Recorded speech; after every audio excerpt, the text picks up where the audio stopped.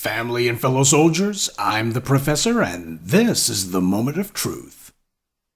Jonathan Majors is still scheduled to go on trial this August after having been accused of attacking his now ex-girlfriend Grace Jabari. He's maintained his innocence throughout, all the while being dropped by his talent representation, losing various ads and acting roles. And after months of being run through the ringer, come to find out his lawyer's claims that he was a victim after all is supported by at least some in the NYPD who have been raking him over the coals. But how many times does it have to go like this? From Chris Brown to Michael Irvin to Michael Jackson to Bill Cosby, someone, usually a blonde or brunette woman, accuses a black man of something, and even though there's not much meat on the bone, the white media still tries to do a feeding frenzy anyway, calling him everything but a child of God, and then we find out later he did nothing wrong other than to be high profile. Even so, because the white media is terminally stuck on stupid, you have rags like Rolling Stone running stories still smearing the man with unsubstantiated claims that he's been an abuser, quote-unquote, for a decade. Even though you have reports saying, pump your brakes, this is looking like yet another false flag of a black man accused of something he didn't do, but of course this isn't about law or whether or not Majors actually did anything.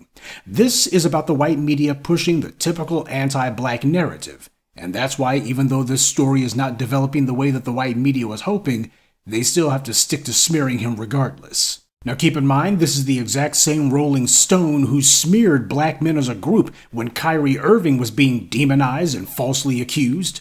They said that he was an anti-Semite and that black males in general and young black males in specific are mindless creatures of brutality unable to think for themselves. Rolling Stone happily pushed the same kind of anti-black tropes used by groups like the Klan to justify harming and even murdering black people.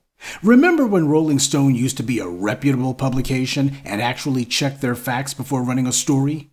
Me neither. Now every so often you'll see the occasional remark from someone who has the intellectual honesty to compare what Majors is going through to Johnny Depp. And that mess that he had with accusations from Amber Heard. It also needs to be remembered that Johnny Depp was still working during that whole fiasco, even though it went on for years. Yes, he may have lost out on some big roles, but keep in mind there's been a pandemic for the last few years that's paralyzed, if not shut down, a lot of movie productions.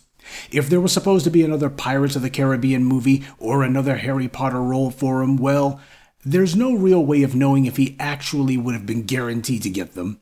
But even without the big movies, Depp was still working, all during the back-and-forth litigation that he had going on, and not so ironically, one of the movies starring Depp that made it to theaters was the one about the murder of Notorious B.I.G. So even after that Washington Post piece written by Amber Heard, studios were being standoffish with him, but he still had movies come out.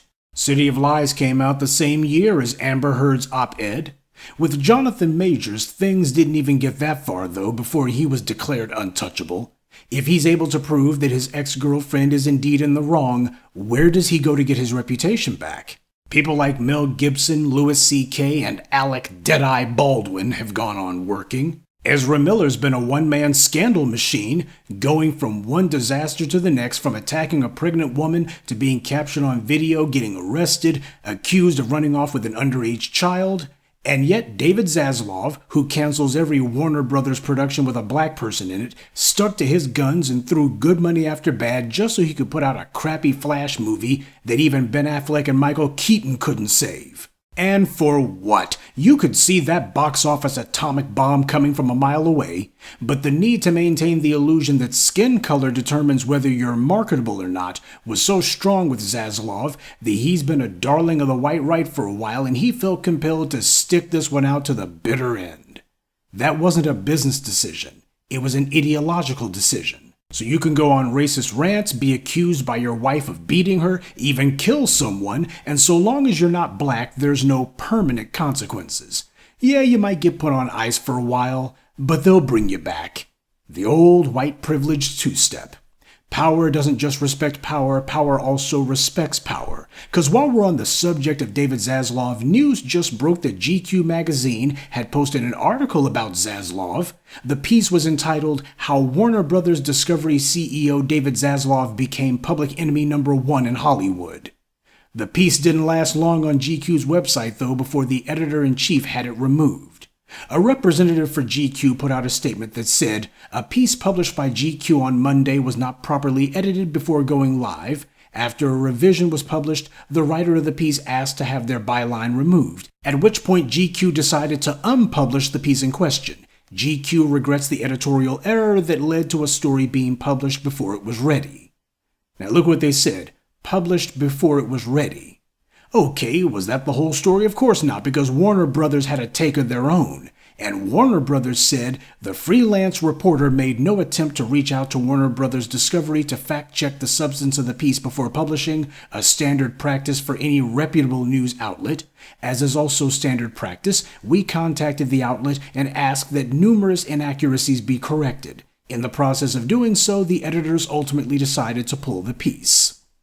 So, we went from an editorial error led to the story being published before it was ready to they didn't check with us to see what we thought about it, so we put the word out, you need to get rid of this thing. I'll let you decide which one you care to believe, but as for GQ's splaining, it doesn't pass the smell test, because the GQ editor-in-chief who removed the scathing article about Zaslav turns out he has a production deal with Warner Brothers, which is of course run by the same David Zaslav who the GQ piece was tearing a new one.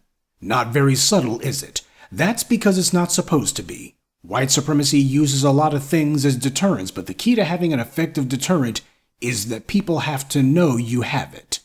So this is how it works in the white media when they're not dealing with a black person. It's a mutual protection racket. And Discovery itself also owns some white media publications of their own, networks like CNN and HBO, both of which routinely put out hit pieces to attack black figures like Bill Cosby and Michael Jackson.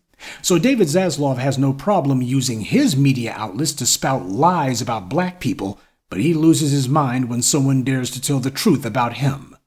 These days, Jonathan Majors is stepping out with a woman, Megan Good in this case, and while it's helpful for the white media to have to show him holding hands with a woman because that dampens their abuser of women narrative, ultimately it won't mean much because everybody understands what Major's real crime here is.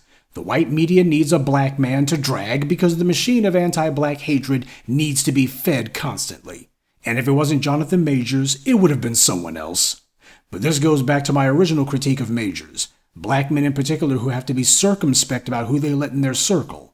If Majors can prove that he is indeed the victim, great, but his career won't be the same after this. Even if he can get back on track, the white media will do him like they do Nate Parker, who proved in court that the rape accusations against him were false. They'll just keep on talking about Majors as if he was convicted anyway, when exactly the opposite happened. He's not guilty until proven innocent, he's just guilty. And the same racists who give trash like Gibson, Baldwin, and Louis C.K. a pass and talk about their redemption stories, they're going to continue dragging Majors because that's the business they're in. This is why I don't like watching white media productions, be they TV shows or movies or what have you. I can do it, sure, but there's a big white elephant in the room when I do. The people who make the TV shows and movies you like, they're the exact same people who like to give guys like David Zaslav a pass. In many cases, they work for him, even if they don't directly work for him. These are the people who carry out these white media smear campaigns against black people. Neely Fuller said it, white supremacy believes in taking both sides of the conversation. But even so, the one side they never seem to take is the truth. Good day, and be one.